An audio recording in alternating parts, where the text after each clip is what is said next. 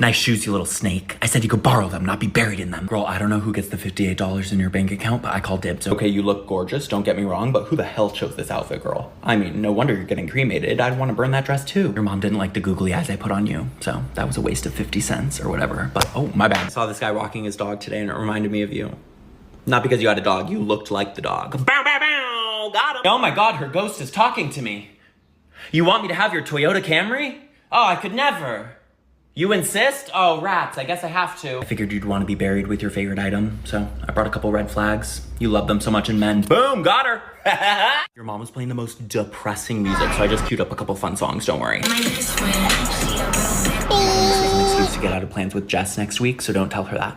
Or you can't say anything.